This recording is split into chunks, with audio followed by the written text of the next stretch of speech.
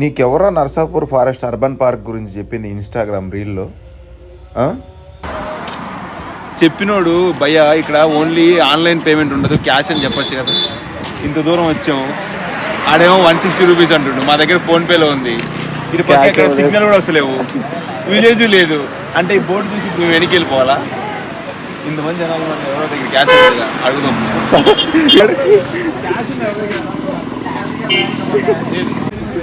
ఎవరి దగ్గర లేదా క్యాష్?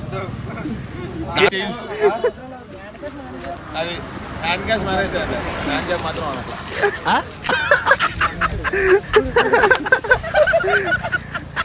అంతేగా. దీంట్లోకి రావాల్సిన పడిన కష్టం అంతా ఇంత కాదులే.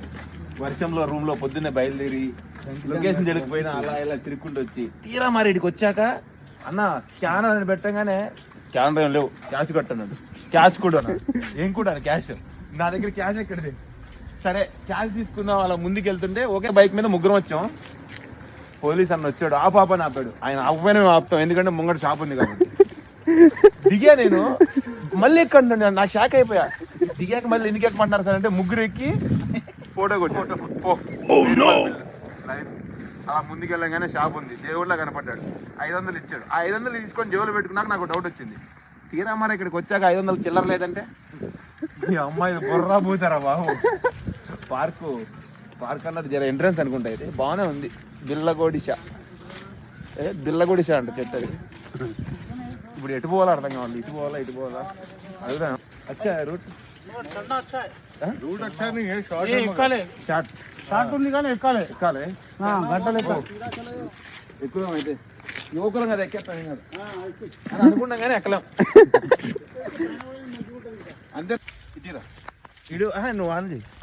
వీడు ప్రవీణ్ చాలా మంచోడు. వీడి బండే 1000 రూపాయలు పడ్డది. ఎందుకు మంచోడు అని మీకు అర్థమైందా? ఇప్పుడు ఇక్కడ గొడుగులు చూపిస్తారండి.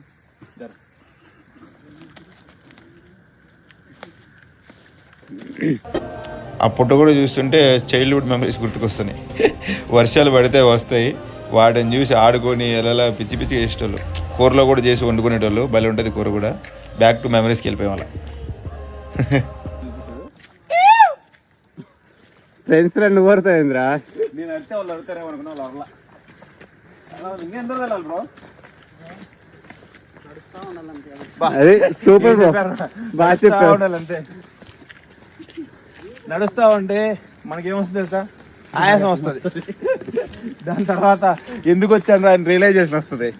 పోతూనే ఉంది. దీన్ని పట్టుకొని మనం ఇలా అలాడితే నీళ్ళ మీద పడతాయి. అంతే అంట. వద్దులే, కొంచెం టెక్నికల్ ఇష్యూస్. పక్కనే కోతుని చూసుకో. ఏదే అదిగో రారా. ఓ అమ్మా,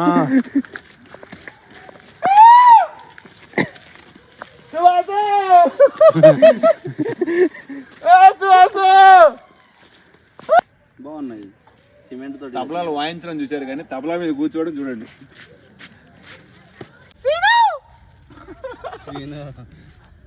ఇందాక ఎవరో సీరో నడిచారు గట్టిగా.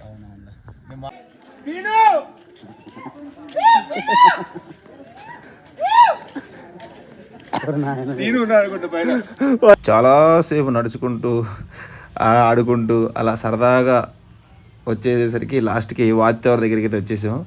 నేను సీను అరిచా, కొంతమంది చూశారు. చాలా ప్రశాంతంగా, అసలు ఎటువంటి శబ్దాలు లేవు, ఏం లేవు, ప్రశాంతంగా ఉంది. అసలు స్వచ్ఛమైన గాలి, పీస్ఫుల్గా హ్యాపీగా ఉంది.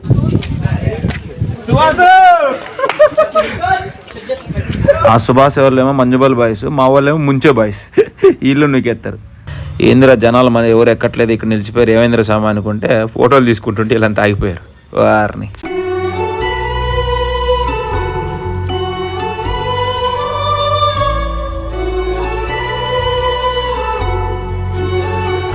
సువాసన చేస్తుంది. కాదు, ఎక్కడ తీసుకెళ్దాం నా ఫోన్ని?